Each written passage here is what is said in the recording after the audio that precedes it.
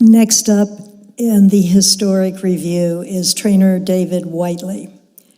I had the good fortune to work in both Whiteley barns for a long time, and I can vouch firsthand for the meticulous attention to individual detail that David had on every single horse in his barn. The numbers will speak for themselves. Racehorses from one of the best to ever master the craft, his father, Hall of Fame trainer Frank Whiteley Jr. After spending some time as his dad's assistant, the younger Whiteley went out on his own, applied the lessons he had learned, and established himself as an elite conditioner on his own merits. Born in 1944 in Easton, Maryland, Whiteley apprenticed with his father before beginning his own training career in 1970. He went on to condition 3 champions, Revadier, Weah, and Just a Game, and won the 1979 Belmont Stakes with Coastal, denying Spectacular Bid the Triple Crown. With a relatively small stable, Whiteley won 454 races between 1970 and 1995, making trips to the winner's circle an impressive 22% of the time. Whiteley played the game at the top level, as 62 of his wins were in black-type races, including 45 graded stakes. Whiteley's first significant horse was Revadier, the Eclipse Award winner for Champion 3-year-old filly in 1976. Bred by Claiborne Farm and owned by William Hagen Perry, Revadier was unraced as a juvenile, then won 8 of 10 starts as a 3-year-old. She began her career under Whiteley's training with 7 consecutive victories, including 4 graded stakes. After suffering her first loss, Revadier bounced back to win the inaugural Ruffian Stakes in October 1976. Her victory in the Ruffian was a memorable moment for Whiteley, whose father trained the race's namesake. Revadier delivered an epic performance in the contest, defeating the Argentine-bred Bastonera by 14 lengths. Whiteley took over the training of the French-bred standout Weah for owners Peter Brandt and George Strawbridge Jr. in 1979. As a 5-year-old that year, Weah was voted the Eclipse Award for Champion Older Mare. Her victories included the Santa Ana Handicap and Santa Barbara Handicap at Santa Anita Park, the Top Flight at Aqueduct, and the Saratoga Springs Cup and Belle Dame at Belmont Park. Weah carried top weight multiple times, including 131 pounds in the Santa Barbara. She was inducted into the Hall of Fame in 2019. Whiteley enjoyed his best year as a trainer in 1979, winning 34 races from 91 starts, a 37% clip. He notched 13 graded wins that year. Along with Weah, Whiteley won graded races that year with Clef d'Argent, Coastal, French Colonial, Instrument Landing, and Tiller. After a pair of allowance wins in June 1979 at Aqueduct, Whiteley entered Coastal in the Peter Pan Stakes at Belmont, which he won by 13 lengths in stakes record time of 1:47 flat for 1 1/8 miles. The Peter Pan win prompted Whiteley to enter Coastal in the Belmont Stakes and take on Spectacular Bid, who had won the first 2 legs of the Triple Crown and was riding a 12-race win streak. The gamble paid off as Coastal shocked the crowd of more than 59,000 and defeated Golden Act by 3 1/4 lengths. The heavily favored Spectacular Bid finished 3rd. Coastal won 2 more races that summer, the Dwyer and Monmouth Invitational Handicap, to extend his win streak to 6 before placing in the Marlboro Cup, Woodward, and Jockey Club Gold Cup to end his season. Another standout from the Whiteley barn took center stage in 1980 when Just a Game was voted the Eclipse Award for Champion Turf Female thanks to a 7-race win streak that included 4 graded stakes. Whiteley continued to have success into the 1980s with horses such as Highland Blade, who won Grade 1s on both dirt and turf and earned just shy of $1 million. He defeated Hall of Famer Slew of Gold, Kentucky Derby winner Gato del Sol, and Preakness winner Deputed Testimony in the 1983 Marlboro Cup at Belmont. Regal Flyer became Whiteley's 21st and final graded stakes winner when he scored in the 1987 Appleton Handicap at Gulfstream Park. Whiteley retired in 1995. He died at his home in South Carolina in 2017 at the age of 73.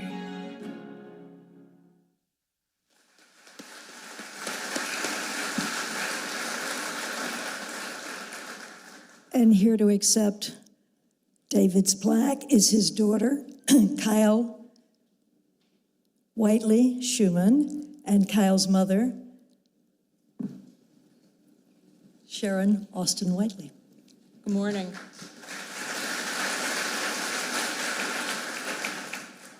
That video was tough for me to watch. It brought back so many memories. I'm beyond thrilled that this moment has finally arrived. Sorry. Fortunately, I handicapped this event with a lot of waterproof mascara. Unfortunately, it does not come with a tear blocker, so I may have to lean on my notes heavily. So I apologize for that, but thank you. I see so many familiar faces here today, so many that we've had so many good times with, and memories that I couldn't even count if I had to. For those who don't know me, I'm David's ex-wife. They invited me anyway. I'm happy to have this opportunity to speak more about him because he would not. He would have loved being here. He would have loved seeing all of you. I'm sorry. I know he would have started by thanking all of those who supported him along his journey in this crazy business that everybody seems to be involved in here. And he'd close with a huge nod to his dad, Kyle's papa, Mr. Whiteley, to those who were unofficially required to address him or risk one of those famously glaring stares or brief responses. If they were both here, we'd see a proud dad over the moon that his son, was joining him in this elite club of trainers today. But give them 5 minutes alone on their way back to the barn, and I guarantee you they'd have something to argue about. I met David in 1978 at an Hialeah event in Florida. And let me just say, you racetrackers sure know how to have a good time. That was our unofficial first date. We had a long-distance relationship as I lived in Boston and he lived wherever the horses were. Letters, phone calls, and lots of miles on my little red Mustang. He signed his letters the same way every time, and I still have them. Work hard, love, D-A-W. 3 initials and 3 words. Not exactly Shakespeare, but I got the message. When I moved to New York in 1983, I had a front row seat to this work ethic.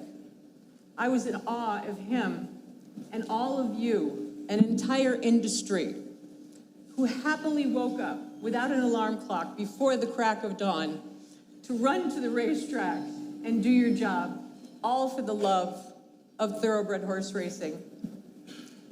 Years earlier, a backstretch publication had joked or quipped or noted, "Next thing you know, David Whiteley will be getting married." Well, in 1986, that next thing actually did happen. I had no idea that it was a long shot for him to cross that wire. Our daughter Kyle was born very prematurely in 1987. She weighed 1 pound, 13 ounces. She's a lot bigger today. And she lived in the NICU for the first 6 months of her life. Years later, the media guide asked David what his best moment had been.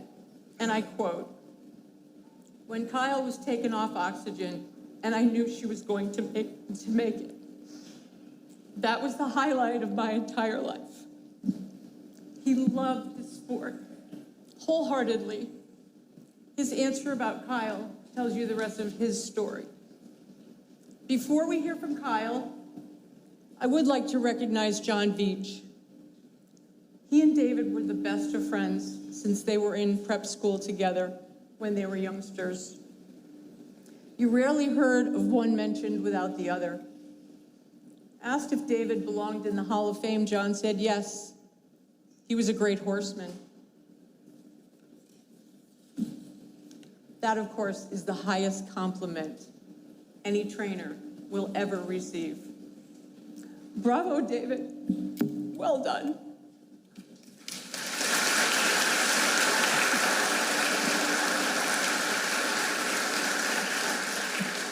And now I'd like to introduce our daughter, Kyle Whiteley Schumann.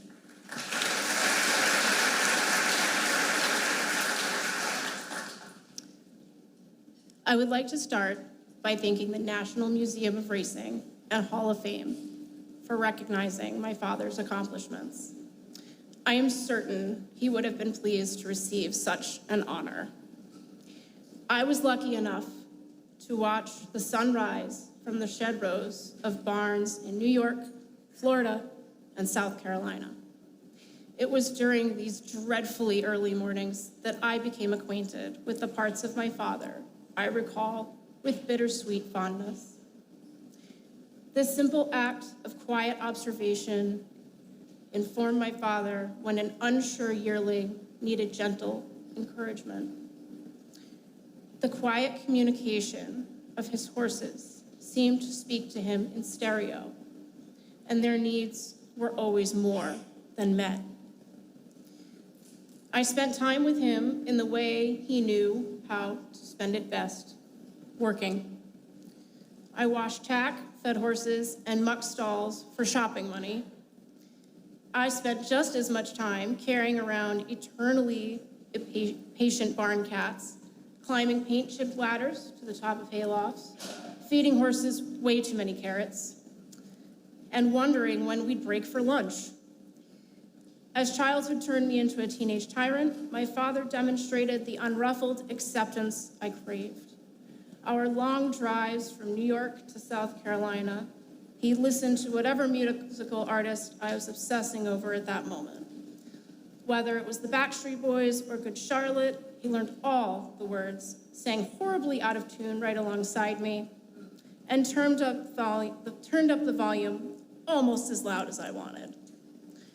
Those teenage years were full of moments where I was not always my best self. My father never let me think for a minute that who I was in those moments made me any less lovable.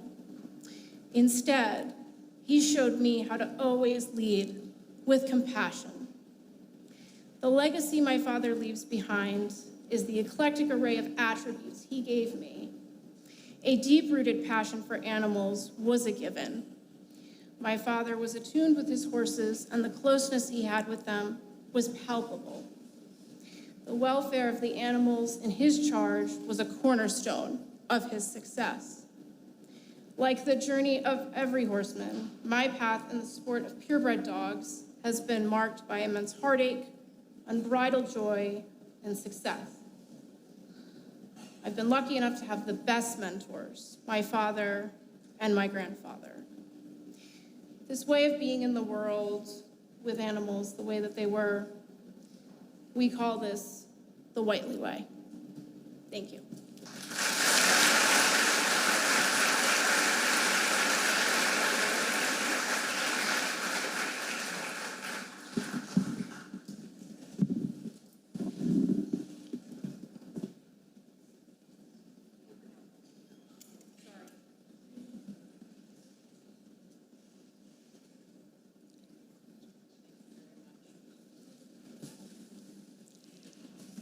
In keeping with this poignant vein we have right now, this has been a tough year for trainers.